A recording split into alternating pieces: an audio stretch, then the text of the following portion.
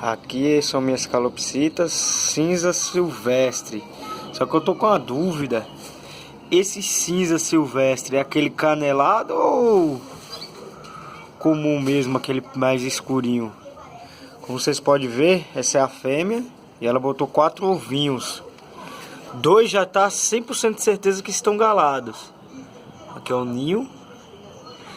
Eu não consigo abrir lá por causa do macho, mas vou tentar aqui, pessoal.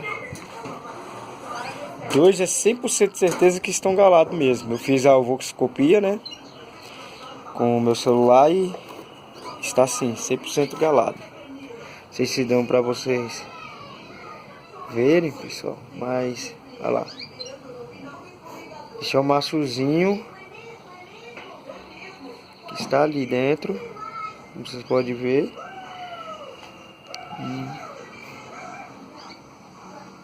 Olha. Aí, ó. Agora vocês estão vendo, tem mais um ovinho ali. Eles botaram o primeiro ovo dia 5. Hoje, como é dia 15, então tem 10 dias. 10 dias já do primeiro ovo de choco. E eles são irmãos. São irmãos. Espero que venha vingar, né? Que não é muito bom casalar, mas infelizmente deixa eles no viveiro junto com outro macho. E acabou que eles dois se acasalaram e tá aí, né? Vamos ver se vai vingar, né? É que nem eu disse. Quando é irmãos é um pouco complicado. Mas super dóceis. Bastante comida, só que eu vou fazer uma limpeza já. Que é uma misturada de alpiste, paíncio, girassol, trigo, aquela pimentinha.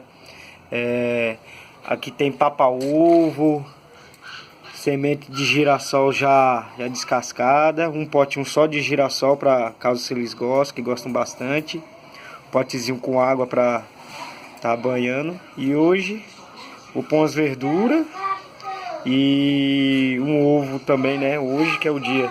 Que é cada 2 dias que eu tô pondo para não dar problema. E bom, é isso aí, pessoal.